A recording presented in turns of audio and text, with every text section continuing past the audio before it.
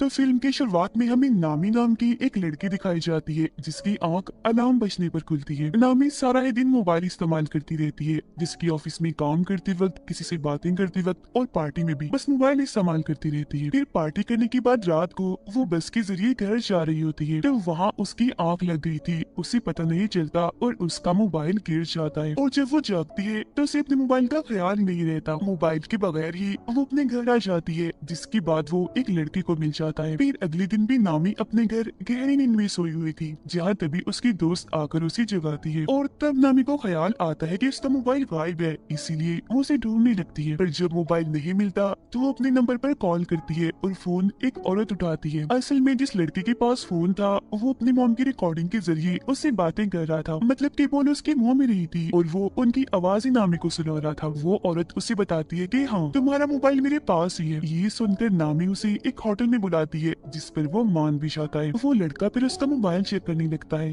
पर पासवर्ड की वजह से उसे नहीं खोल पाता। इस वजह से लड़के को गुस्सा आ जाता है, वो मोबाइल की स्क्रीन ही तोड़ देता है। दूसरी तरफ शेर से दूर जंगलों में एक लड़की की लाश मिलती है, जिसकी हालत काफी खराब थी क्योंकि काफी बेरहमी से उसे मारा गया था। इस केस को एक ऑफिसर देख रहा था, जो अपने साथी को कहता है कि इस कत्ल खून का शक मुझे अपने बेटे जून पर है, जो पिछले 7 सालों से गायब है। जून और कोई नहीं बल्कि वही लड़का था जिसे नामी का मोबाइल मिला था। तो इस सिलसिले में इस ऑफिसर ने बहुत सारी चीजें भी पता की होती है। तो उसका साथी कहता है कि आपको बस शक है, पर उसे पकड़ने के लिए हमें सबूत इकट्ठा करने होंगे। उधर नामी अपने डैड के होटल में आकर उनसे मिलती है। उसे पता चलता है कि मेरे डैड का इंस्टाग्राम अकाउंट भी है, तो ये जानकर उसे काफी खुशी होती है। अब तभी नामी के पास उसी औरत की कॉल आती है जिसके पास उसका मोबाइल था। वो कहती है कि गलती से तुम्हारे मोबाइल की स्क्रीन टूट गई है, मैंने उसे ठीक करने के लिए मोबाइल की एक दुकान पर भेज दिया है, पैसे भी दे दिए, तो तुम उस दुकान पर जाकर अपना मोबाइल ले सकती हो। फिर थोड़ी ही देर बाद नामी अपना मोबाइल लेने के लिए उस दुकान पर पहुंच जाती है, जहां उसे जॉन भी दिखता है जिसने मास्क लगाया हुआ था। वो नामी के मोबाइल की डिटेल्स में उसका पासवर्ड भी पता लगवा देता है और फिर उसका मोबाइल ठीक करने के दौरान वो उसमें एक हैक करने वाला सॉफ्टवेयर भी डाल देता है और उसके मोबाइल का एक डुप्लीकेट फोन बनाकर नामी को दे देता है। वो फिर वहाँ से चली जाती है। अब जो जो नामी अपने मोबाइल पर कर रही थी वो सब जॉन भी देख रहा था, क्योंकि उसने नामी के मोबाइल को अपने कंट्रोल में कर लिया था और ये भी उसे चला सकता था। वो उसके चैट्स, इन्हीं मैसेजेस पर वो किससे बात करती है, कॉल्स, यहाँ तक कि खुद नामी पर भी कैमरा के जरिए नजर रख रहा था। फिर रात में जब नामी अपने डैड के होटल में काम करवा रही थी तो तब जून भी वहाँ आता है और उसे बताता है कि मैं यहाँ आता रहता हूँ। वो उसे इसलिए नहीं पहचान पाती क्योंकि दुकान में उसने मास्क लगाया हुआ था। वो नामी से यहाँ की सबसे खास शराब मांगता है। अब क्योंकि वो उसके मोबाइल पर नजर रख रहा था तो उसे सब पता चल जाता है कि नामी को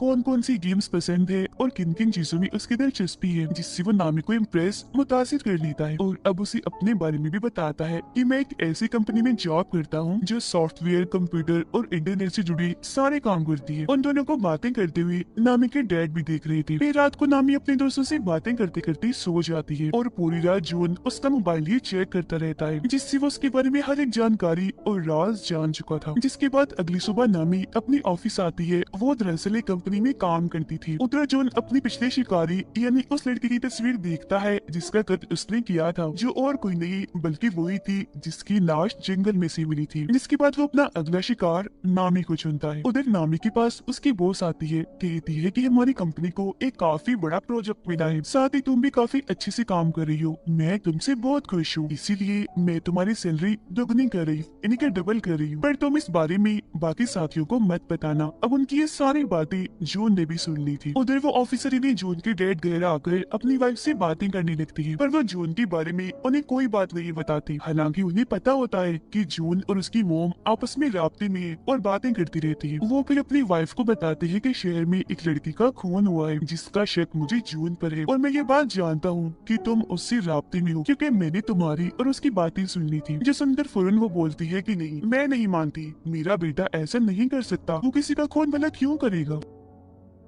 ठीक इसी वक्त ऑफिसर के पास उनके दोस्त का मैसेज आता है जो कहते हैं कि मुझे जॉन की लोकेशन का पता चल गया है, यानी वो जहाँ रहता है उस जगह का पता। उधर नामी अपने प्रोजेक्ट पर काम कर रही थी, काफी खुश थी वो, जबकि जून उसके घर जाता है और उसकी सारी चीजों को चेक करने लगता है, जिनमें उसे नामी का दूसरा मोबाइल भी मिल जाता है, यानी वो एक नहीं 2 मोबाइल इस्तेमाल करती है। उधर ऑफिसर की साथियों ने बताती है कि जिस जगह के बारे में मैंने आपको बताया है, इन्हें जून की लोकेशन पता चला है कि वो वहाँ सबसे चोरी रह रहा है। तो वो ऑफिसर इन्हें ही जून की डेट उस जगह पर जाने के लिए अकेले ही निकल पड़ते हैं। वो जब वहाँ पहुँचते हैं तो घर के अंदर भी चली जाती है और हर जगह की तलाशी लेने लगती है। साथ ही उन्होंने यहाँ की तस्वीरें भी बना ली थी। मरने वाली लड़की की मोम के बारे में भी इन्हें पता चल जाता है। इतनी ही देर में जून भी बाहर आ गया था। वो ये बात जान चुका था कि घर के अंदर कोई घुस आया है, इसीलिए चुपके से जब वो अंदर झांकता है तो अपने डैड को वहाँ देख लेता है। अंदर उसके डैड को लाश के नाखूनों पर लगी नेल पॉलिश भी मिल जाती है, जिससे उन्हें पता चल चुका था कि ये खून मेरे बेटे जून ने ही किया है। अब चालाकी से जून अपने डैड को उस कमरे से बाहर बुलाता है और जब वो वापस दोबारा अंदर जाते हैं तो जून वहाँ की हर एक चीज, सबूत, सारे कागजात को बर्बाद कर चुका था। जून अब दोबारा से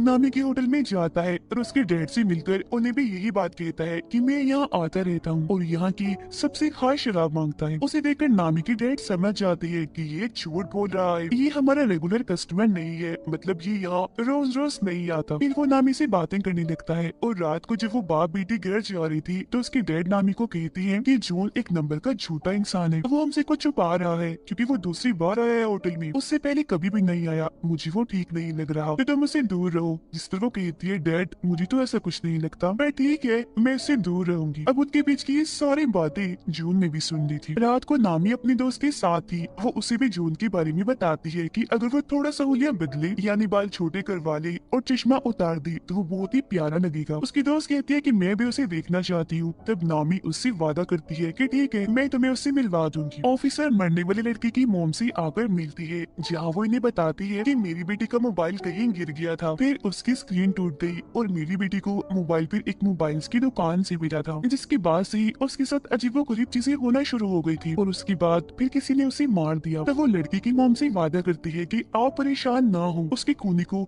हम ढूंढ कर ही रहेंगे। नामी की डेट पर जब किसी काम से बाहर आती है तो जून उन पर हमला करके उन्हें पकड़ लेता है। इसी रात पुलिस को जंगल में से एक साथ 8 लाशें मिलती है, जिस वजह से ऑफिसर को काफी दुख होता है। फिर सुबह जब नामी की आंख खुलती है तो वो देखती है कि उसकी बॉस की तकरीबन 8 कॉल्स आई हुई है। साथ ही उसे अपने मोबाइल पर बहुत सारे मैसेजेस भी मिलते हैं, जिनमें उसने अपने दोस्तों को काफी बुरा भला कहा होता है। इसके अलावा अपनी बॉस के बारे में भी काफी उल्टी सीधी बातें की हुई थी। एक पोस्ट भी डाली थी जिसमें उसने बता दिया था कि बॉस ने मेरी सैलरी दुगनी कर दी है। फिर वो अपने ऑफिस जाती है जहाँ उसकी टीम उससे काफी नाराज थी। वो सबको बताती है कि मैं नहीं जानती वो सब किसने किया, क्योंकि मैंने तो एक भी मैसेज, एक भी पोस्ट नहीं की, पर कोई भी उसकी बात का यकीन नहीं करता और उसे वहाँ से निकलने का कहती है। वो अपनी बॉस से भी बात करती है, पर उसकी बॉस ने भी जॉब से उसे निकाल दिया होता है। वो उन्हें भी काफी समझाने की कोशिश करती है कि देखिए मेरी बात का यकीन करिए, कोई भी पोस्ट, कोई भी मैसेज मैंने खुद से नहीं किया, मुझे लगता है किसी ने मेरा मोबाइल हैक कर लिया है, कोई मुझे फंसा रहा है, मतलब मेरे मोबाइल को कोई अपने कंट्रोल में लेकर चला रहा है, तो जरूर उसे नहीं किया होगा। जिस पर उसकी बॉस उसे ये साबित करने का कहती है और धक्के मारकर उसे वहाँ से निकाल देती है। इस चीज से उसे काफी दुख होता है। वो सीधा अपने दोस्त के पास जाती है और उसे सबके बारे में बताकर काफी रोने लगती है।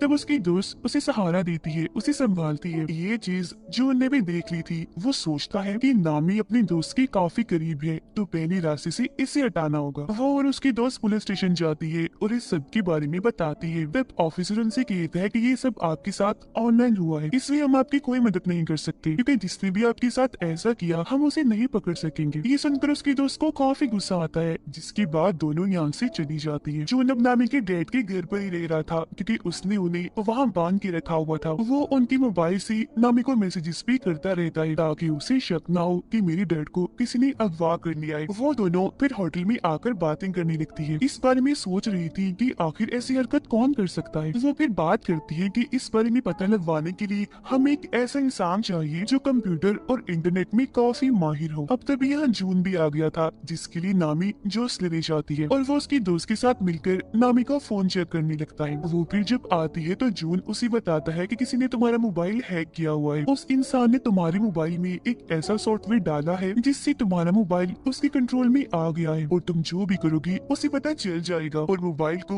वो अपने तरीके से भी चला सकता है। वो फिर नामी को बाहर लाता है और बताता है कि ये काम किसी करीबी का है, वो करीबी जिसे तुम्हारे मोबाइल का पासवर्ड भी पता है, क्योंकि पासवर्ड खोलने के बाद ही उसने ये सब किया होगा ना। अब तभी उन दोनों की तस्वीर चुपके से नामी की दोस्त बना रही थी, जिससे उसे काफी अजीब लगता है। वो फिर होटल में जब आती है तो उसकी दोस्त उसे एक खबर दिखाती है जिसमें पुलिस को एक साथ 8 लाशें मिली थी। अब उसकी दोस्त नोट कर लेती है कि नामी मुझसे बात नहीं कर रही। वो उससे इसकी वजह पूछती है कि तुम मेरी बात क्यों नहीं सुन रही, तुम्हारा मूड भी खराब है, क्या हुआ, नाराज हो? जो सुनकर नामी भड़क जाती है, कहती है कि मुझे तुम पर शक है, ऐसा मेरे साथ तुमने किया होगा क्योंकि मेरी पासवर्ड तो सिर्फ तुम ही जानती हो। जो सुनकर उसकी दोस्त को काफी बुरा लगता है। वो कहती है कि तुम कल के आए उस लड़के जून की वजह से मुझ पर शक कर रही हो। ठीक है, अगर तुम्हें ऐसा ही लगता है तो मैं तुमसे दूर चली जाती हूँ। इतना कहने के बाद वो नामी से अपनी दोस्ती तोड़कर चली जाती है। वो काफी दुखी थी, रो रही थी और ये चीज जून भी देख लेता है। उधर पुलिस मरने वाले लोगों की लाशें जब उठा रही थी तब उनका सामान भी देखा जाता है, जो देखकर ऑफिसर काफी परेशान हो गई थी। तब उनका साथी कहते हैं कि ये काम आपका बेटा ही कर रहा है, हम जानते हैं, तो हमें उसे पकड़कर रोकना होगा जल्द से जल्द क्योंकि चीजें काफी आगे तक निकल गई है। तब ऑफिसर कहते हैं तो सबसे पहले तुम उस मोबाइल्स की दुकान को ढूंढो जहाँ जून काम करता है, जिस पर उसका साथी हाँ बोलता है और ये दोनों वहाँ से निकल जाते हैं। नामी होटल में बैठी अपनी और अपने दोस्त की वीडियो देख रही थी। वो काफी दुखी थी और अपना मोबाइल गिरा देती है जिससे स्क्रीन फिर से टूट जाती है। उधर ऑफिसर और उनके साथी को जो उनकी मोबाइल्स की दुकान मिल जाती है, पर उसने यहाँ की हर चीज को तबाह बर्बाद कर दिया था। लेकिन कुछ पेपर्स के जरिए उन्हें 8 कस्टमर्स के बारे में पता चलता है जो और कोई नहीं बल्कि वही लोग थे जिनकी लाशें इन्हें मिली थी। ऑफिसर बताते हैं कि मुझे 9वीं लड़की की डिटेल्स भी पता है जो मरने वाली है और वो डिटेल्स मुझे जून के घर से ही मिली थी, तो अब हमें उसको बचा लेना चाहिए। जो सुनकर उनका साथी कहता है कि हमें इस सब के बारे में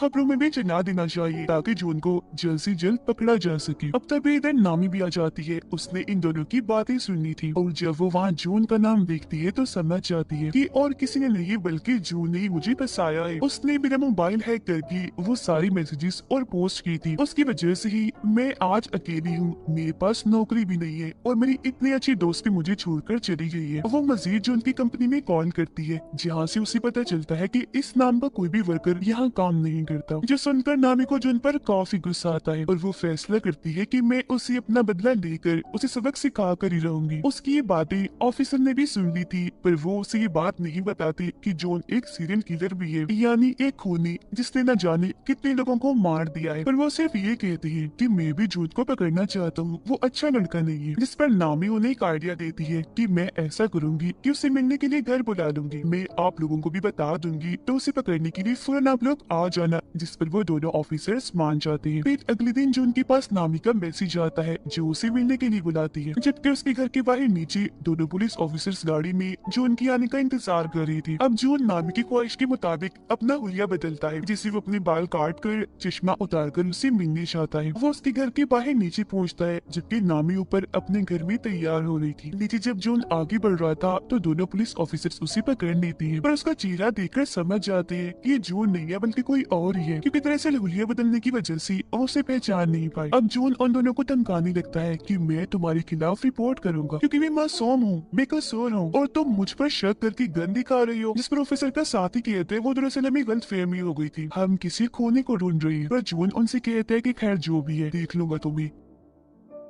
इतना कहने के बाद वो वहाँ से चला जाता है, जबकि दोनों ऑफिसर्स ऊपर आकर नामी से मिलती है। वो उन्हें बताती है कि जो उनका मैसेज आया है उसका कहना है मैं मसरूफ हूँ, आज बाद में मिलूंगा। वो फिर कहते हैं कि मैं अपना मोबाइल ठीक करने के लिए दे रही हूँ, तब तक दूसरा मोबाइल इस्तेमाल करूंगी और जब मेरा पहला मोबाइल मुझे मिल जाएगा हम उसे पकड़ लेंगे, जिसके लिए ऑफिसर्स भी मान जाते हैं। अब ऑफिसर के पास पुलिस स्टेशन से कॉल आती है। एक ऑफिसर उन्हें बताता है कि ये बात अब सबको पता चल गई है कि ये सारे खून और किसी ने नहीं बल्कि आपकी बेटी जून ने की है, तो अब से आपको इस केस से दूर रहना होगा ताकि आपको कोई खतरा ना हो। जो सुनकर वो काफी परेशान हो जाती है। अब नामी अपने दूसरे मोबाइल को निकाल कर उसमें अपनी सिम डालती है और ऑन करके उसे चलाकर बाहर आती है। ऑफिसर उसे कहते हैं कि तुम्हारी जान को भी खतरा है तो तुम भी किसी ऐसी जगह पर चली जाओ जहाँ तुम महफूज रह सकती हो। तो वो कहती है कि मैं अपने डैड के घर चली जाती हूँ, वही मेरे लिए ठीक जगह होगी। जिसके बाद वो ऑफिसर्स के साथ वहाँ जाने के लिए निकल जाती है। वो जब वहाँ पहुँचती है तो ऑफिसर उसे अपना कार्ड देता है, जिस पर वो कहती है कि ठीक है कुछ भी हुआ मैं आपसे राब्ता करके बता दूंगी, और घर के अंदर चली जाती है। अंदर आने के बाद वो अपने डैड को आवाज लगाने लगती है कि मैं आ गई हूँ। फिर अपने कमरे में जाकर जब वो मोबाइल इस्तेमाल कर रही थी तो उसे जून के नए नंबर से मैसेज आता है। वो जब उसे कॉल करती है तो फोन बजने की आवाज उसे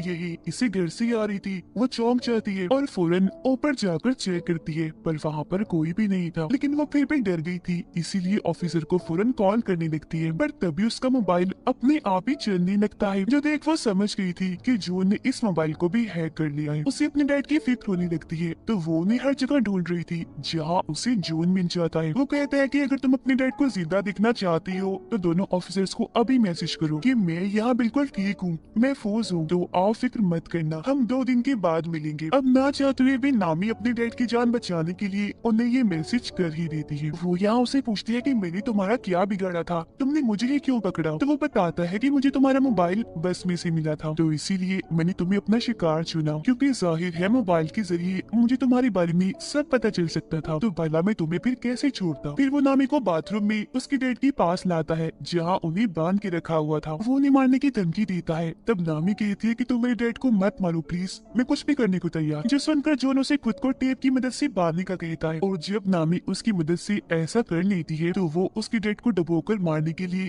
टब में पानी छोड़ देता है। ये चीज नामी भी देख रही थी। दुखी होकर वो रोने लगती है। साथ ही वो जॉन को काफी बुरा बुरा भी कह रही थी, तो वो उसे भी उठाकर ठिकाने लगाने के लिए पर टेप लगा देता है और बाथ टब में छोड़ देता है जो पूरा ही पानी से भर गया था। वो उसकी तस्वीरें बनाकर उसकी बेबसी पर हंस रहा था और वहाँ से बाहर निकल आता है। उसे ऑफिसर का कार्ड मिलता है जिसके पीछे उन्होंने लिखा था नामी सिर्फ कॉल करना, मैसेज नहीं। पर क्योंकि इसने तो ऑफिसर को मैसेज करवाया था तो उन्हें पता चल गया था कि जरूर ये जून ने किया है, तो इसका मतलब वो यहाँ आ रहे थे जून को पकड़ने के लिए। अब जून को भी एहसास हो जाता है कि ऑफिसर्स घर में घुस आए हैं। वो ऑफिसर के साथी को जाकर पकड़ लेता है, पर पीछे से उसकी डैड ऑफिसर आकर उसे पकड़ लेती है। मगर क्योंकि ये उनका बेटा नहीं होता तो वो इसे मारने लगते हैं और अपने बेटे के बारे में पूछते हैं। पानी में डूबकर नामी मरने ही वाली थी कि तभी ऑफिसर का साथी उसी पानी से बाहर निकाल कर मरने से बचा लेता है। ऑफिसर उसे मार मार कर काफी जख्मी कर देते हैं और अपने बेटे के बारे में पूछते हैं। तब वो कहता है डैड मैं ही आपका बेटा हूँ, जिस पर ऑफिसर मान भी जाती है। तो वो उन पर हंसने लगता है और कहता है कितने बेवकूफ हो तुम,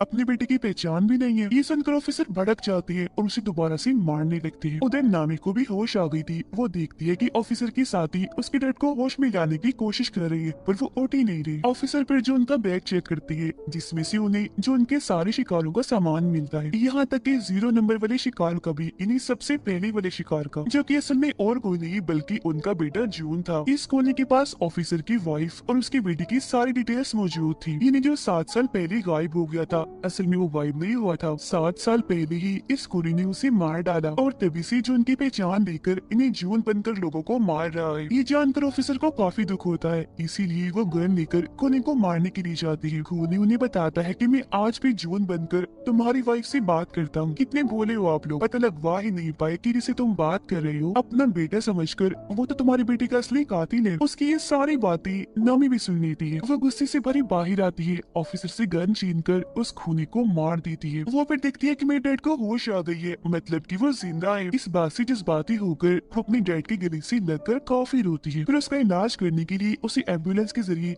हॉस्पिटल भेज दिया जाता है, जहाँ से पुलिस भी सभी मरने वालों की चीजें इकट्ठा कर रही थी। कुछ दिन के बाद सभी को खूनी के बारे में पता चल जाता है, यानी कि वो ऑनलाइन ही इंटरनेट के जरिए ही लोगों को पकड़कर उन्हें मारता है और अब वो मारा जा चुका है। बस इससे ज्यादा और कोई जानकारी नहीं मिल पाती। फिर नामी जब अपने डैड और दोस्त के साथ होटल में थी तो कोई चुपके से उस पर नजर रख रहा था, जिसे वो खुद भी देख लेती है, पर समझ नहीं पाती कि ये कौन है। तो या तो ये खूनी ही हो सकता है जो शायद मरा नहीं होगा, या फिर ऑफिसर का बेटा भी हो सकता है, या कोई तीसरा इंसान भी हो सकता है जो अब खूनी की तरह ही ऑनलाइन पकड़ पकड़ कर लोगों को मारेगा सिर्फ अपनी इंजॉयमेंट के लिए। और इसी सस्पेंस भरे सीन के साथ ही ये कहानी इधर ही खत्म हो जाती है।